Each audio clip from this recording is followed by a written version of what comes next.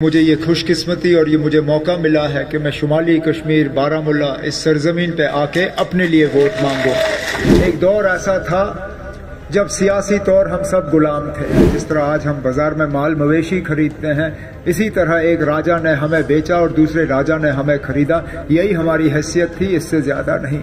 जिस जमीन पे हम काम करते थे उस जमीन पे हमारा कोई हक नहीं होता था। हमारी आवाज में एक दम आया, हमें वोट का हक मिला। कलम के एक दस्तखत से बिना एक डबल पैसा मुआवजा लिए यहाँ के लोगों को जमीन का मालिकाना हक मिला। इस तरह का मिसाल जो है इस पूरे मुल्क में और कहीं नहीं। 2018 के बाद दिल्ली का राज यहाँ पे चला। आप लोगों का कोई भी फैसला ना इन्होंने कबूल किया, ना उस पर किसी ने अमल किया। जहां तक जमीन की बात है, इन्होंने 370 हटा के 35A हटा के हमारी इन जमीनों को जो है खतरे में डाला। जब 370 यहां से हटा, यहां के नौजवानों को कहा गया था कि आपके रोजगार में अगर कोई रुकावट थी तो ये नेशनल वाले थे, जैसे ही ये चले जाएंगे आपके लिए रोजगार आएगा। जनाब अजय सदोत्रा साहब, ऑल इंडिया कांग्रेस के जम्मू कश्मीर के नायब सदर गुलाम नबी मोंगा साहब, हमारे आज के प्रोग्राम के मेज़बान, आप सबके हर दिल अजीज और टंगमर्ग असेंबली हल्के के सेगमेंट इंचार्ज जनाब फारूक शाह साहब, हमारे सूबाई सेक्रेटरी शौकत मीर साहब, नेशनल कॉन्फ्रेंस के ट्रेजरर शमी ओबरॉय साहब, यहाँ आया हूँ वो कोई छुपी हुई बात नहीं है। इससे पहले मैंने कई सारे इलेक्शनों में शुमाली कश्मीर में और खासकर टंगमर्ग असेंबली हल्के में वोट मांगे हैं, चाहे वो असेंबली के लिए हो, चाहे वो पार्लियामेंट के लिए हो, चाहे वो उस वक्त अब्दुल रशीद शाहीन के लिए, शरीफुद्दीन शारिक के लिए, मोहम्मद अकबर लोन साहब के लिए। लेकिन ये पहली मर्तबा है कि मुझे ये खुशकिस्मती और ये मुझे मौका मिला है कि मैं शुमाली कश्मीर बारामुल्ला इस सरजमीन पे आके अपने लिए वोट मांगूं। नेशनल कॉन्फ्रेंस ने मुझे यहां से लड़वाने का फैसला क्यों किया, इस पे भी बार बार मुझसे ये सवाल किया जाता है कि आखिर मैं क्यों। शायद इसलिए कि एक तो नई दिल्ली का, एजेंसियों का, बीजेपी, RSS, मुख्तलिफ तंजीम जो नेशनल कॉन्फ्रेंस के खिलाफ हैं, उनका सबसे ज्यादा जोर अगर कहीं देखने को मिल रहा था वो यहाँ शुमाली कश्मीर बारामुल्ला कुपवारा पार्लिमानी हल्के पे। लेकिन उसके साथ साथ ये भी सही है कि हम जिस दौर से गुजर रहे हैं बहुत नाजुक दौर है। हमारे बुजुर्ग साथी जो यहाँ बैठे हैं उनको याद होगा, बिल्कुल इसी तरह के हालात, थोड़ा सा इनसे हटके एक दौर ऐसा था जब सियासी तौर हम सब गुलाम थे। हमारी आवाज में कोई दम नहीं था, हमारी आवाज सुनने के लिए कोई तैयार नहीं था। एक राजा ने दूसरे राजे को हमें बेच के जो है हमें बदल दिया। जिस तरह आज हम बाजार में सामान खरीदते हैं, जिस तरह आज हम बाजार में माल मवेशी खरीदते हैं, इसी तरह एक राजा ने हमें बेचा और दूसरे राजा ने हमें खरीदा। यही हमारी हैसियत थी, इससे ज्यादा नहीं। सियासी तौर गुलामी के हम शिकार थे, लेकिन उसके साथ साथ इक्तिसादी तौर भी हम गुलाम थे। जिस जमीन पे हम काम करते थे उस जमीन पे हमारा कोई हक नहीं होता था। हमें अपने पानी पे हक नहीं होता था, हमें अपनी हवा पे हक नहीं था। लेकिन उस दौर में एक लीडर पैदा हुआ, थे वो मास्टर। लेकिन यहाँ के हालात देख के वो इतने परेशान हुए कि उन्होंने कहा नहीं, मुझे अपने लोगों को इस मुश्किल से निकालना होगा। उस शख्स का नाम था बाबा कौम शेख मोहम्मद अब्दुल्ला। पहले तो उन्होंने हमें सियासी गुलामी से आजादी दी। जब यहाँ जमहूरियत कायम हुई, हमारी आवाज में एक दम आया, हमें वोट का हक मिला। हमें यह हक मिला कि हम खुद चुने कि हमारे हुक्मरान कौन होंगे, हमारी क़यादत कौन करेगा, हमारी नुमाइंदगी कौन करेगा, हमारी आवाज बुलंद कौन करेगा। लेकिन उसके साथ साथ शेर कश्मीर ये भी जानते थे कि सिर्फ सियासी गुलामी खत्म करके यहाँ लोगों का मुस्तकबिल नहीं बदलेगा। यहाँ लोग जेलदारी के शिकार थे, चकदारी के शिकार थे, जमींदारी के शिकार थे। उस दौर में बाबा कौम ने कहा कि मैं अपने लोगों को इस चीज में से निकालूंगा। मुझसे अक्सर बेशतर मीडिया वाले पूछते हैं कि मुझे बताओ 370 ने यहाँ के लोगों को क्या दिया। और मैं कहता हूँ ठीक है, अगर आप समझना चाहते हो तो समझो। बाकी मुल्क में अगर स्कूल है तो यहाँ पे भी है, हम मानते हैं। बाकी मुल्क में अगर अस्पताल है तो यहाँ पे भी है। बाकी मुल्क में अगर सड़कें हैं तो यहाँ पे भी है। बाकी मुल्क में अगर कॉलेज और यूनिवर्सिटी है तो यहाँ पे भी है। अगर बाकी मुल्क में टूरिस्ट आता है तो टूरिस्ट यहाँ पे भी आता है। लेकिन एक बहुत बड़ा फर्क है बाकी मुल्क में और यहाँ में। यहाँ पे कलम के एक दस्तखत से बाबा कौम ने यहाँ के लोगों को जमीन के मालिकाना हक दिए, एक डबल पैसा मुआवजा लिए बिना। और इस तरह का आप बैठो, अब आप मत उठो, मत उठो, आप मत उठो, बैठो नीचे, नीचे बैठो। मुझे फिर जो बोलना होता मुझे याद नहीं रहता। बैठो, आप खड़े नहीं होना। कलम के एक दस्तखत से बिना एक डबल पैसा मुआवजा लिए यहाँ के लोगों को जमीन का मालिकाना हक मिला।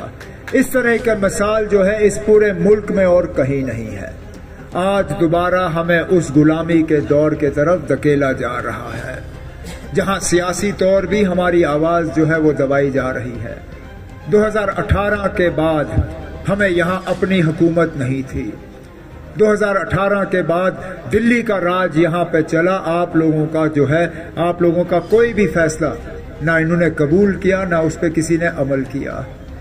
जहां तक जमीन की बात है, इन्होंने 370 हटा के 35A हटा के हमारी इन जमीनों को जो है खतरे में डाला। आज मुख्तलिफ बहानों के बुनियाद पे जो है हमसे ये जमीनें छीनने की कोशिश की जा रही है। कोई रेल के नाम पे, कोई सड़क के नाम पे, कोई फैक्ट्री के नाम पे, कोई किसी और नाम पे। यहाँ तक कि जिन जमीनों का हक फारूक अब्दुल्ला साहब ने आपको रोशनी के तहत दिलवाने की कोशिश की, उस रोशनी को भी इन्होंने तहस नहस किया। आज काहचराई जमीन पे, जिस भी जमीन पे आपका हक बनता था, उस पे बुलडोजर चला के आपको उस हक से बेदखल किया जा रहा है, उन जमीनों से बेदखल किया जा रहा है। और कुछ नहीं मिला हमें, माँ सिवाय बदनामी के, परेशानी के, मायूसी के, इन्होंने हमें कुछ नहीं दिया। वादे बहुत हुए। जब 370 यहां से हटा, यहां के नौजवानों को कहा गया था कि आपके रोजगार में अगर कोई रुकावट थी तो ये नेशनल वाले थे, जैसे ही ये चले जाएंगे आपके लिए रोजगार आएगा। मुझे हुकूमत छोड़े हुए 10 साल हो गए। खुदारा मुझे बताइए ना, कौन सा नौजवान आज सरकारी मुलाजमत कर रहा है। हकीकत यह है कि इन्होंने मुलाजिम जो है बाहर से लाए, चाहे वो बैंक का मुलाजिम हो, चाहे सरकारी दफ्तर का मुलाजिम हो। ज्यादातर मुलाजिम जो है आज बाहर से आते हैं। आप डीसी के दफ्तर में जाओ, एसपी के दफ्तर में जाओ, कौन है ना आपका वहां सुनने वाला, आपकी बात करने वाला, आपकी जबान को समझने वाला? कोई भी नहीं। दरिया से रेत निकालना होता है, ठेकेदार बाहर से आता है। सड़क का काम करना होता है, ठेकेदार बाहर से आता है, वो अपना मजदूर भी बाहर से लाता है। यहाँ जब आप हाईवे से गुजरते हो, वो गाड़ी का टोल आपसे पकड़ते हैं, टोल पकड़ने वाला कंपनी भी जो है वो बाहर से आई हुई है। तो यहाँ के लोगों को क्या मिला? माँ सिवाय हमारे नौजवानों को नशीली दवाइयों की आदत, और जगह जगह इन्होंने शराब की दुकानें खोली और कुछ नहीं किया। और शराब ये ऐसे बेच रहे हैं जैसे पानी। आप हैरान होंगे सुन के, मैं पिछले दिनों कुपवारा में दौरा कर रहा था।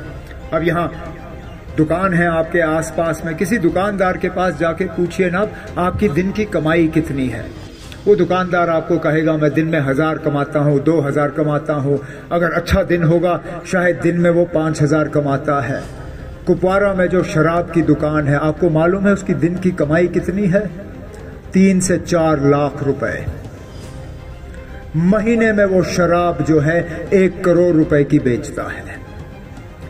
हमें कॉलेज नहीं मिले, हमें स्कूल नहीं मिले, हमें अस्पताल नहीं मिले, हमें नौकरियां नहीं मिली, हमारा कोई नया होटल नहीं खुला, हमारा कोई नया कारखाना नहीं बना, कोई नई फैक्ट्री नहीं आई।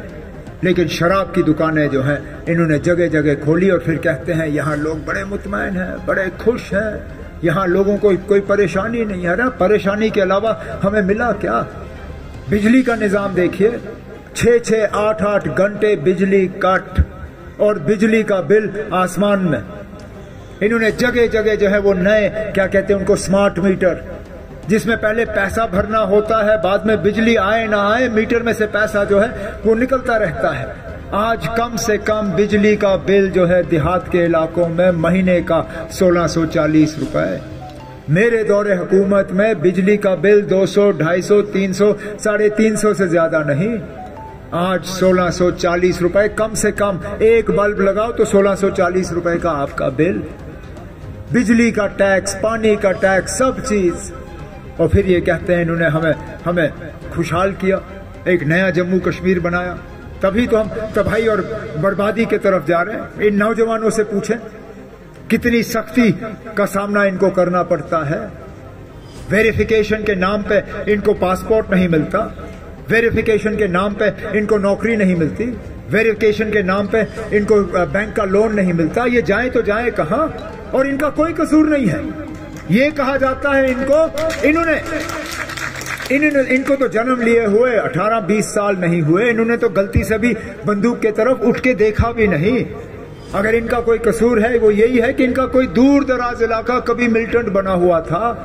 अरे 90 में तो सब बह गए थे। जो मेरे खिलाफ वो सेब लेके घूम रहा है, क्या उसने मिलिटेंट की तंजीम यहां खड़ी नहीं की? क्या उसके वालिद साहब पार जाके बंदूक नहीं लाए? अगर उसको पासपोर्ट मिल सकता है, अगर उसको पासपोर्ट, बैंक का लोन और ये सब चीजें मिल सकती हैं, मेरे इस नौजवान को पासपोर्ट और बैंक का लोन और सरकारी नौकरी क्यों नहीं मिल सकती? मेरे वक्त में, और फारूक साहब गवाह है, ये मेरे डीसी थे श्रीनगर में जब मैं वजीर आला था।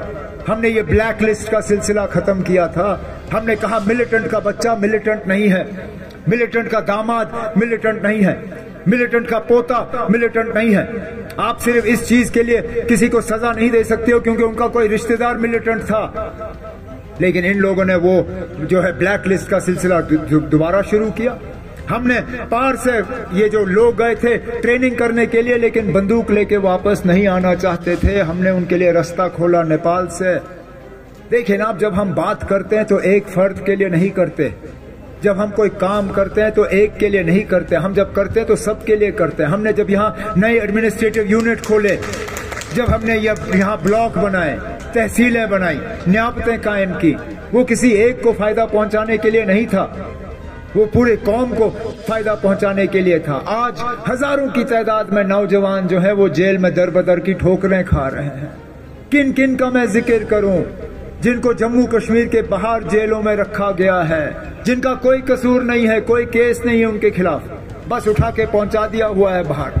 हम जब बात करेंगे तो उन सब हजारों नौजवानों के लिए बात करेंगे जिनको वहां जेल से निकाल के हमने यहाँ वापस लाना है, जिनके खिलाफ कोई केस नहीं है, हमने उनको छोड़ना है, जिनकी वेरिफिकेशन नहीं हो रही है, इनका वेरिफिकेशन कराना है। तब जाके हम यहाँ के लोगों को इंसाफ दिलवा सकेंगे। और आपको अपना नुमाइंदा वो चुनना है, क्योंकि नुमाइंदा का आपने फैसला करना है। आपने पार्लियामेंट में मेंबर भेजना है तो नुमाइंदा वो भेजिए जो पार्लियामेंट के अंदर जाके बात कर सके, जो वहां आपके जज्बातों की तर्जुमानी कर सके, जो आपके लिए लड़ सके।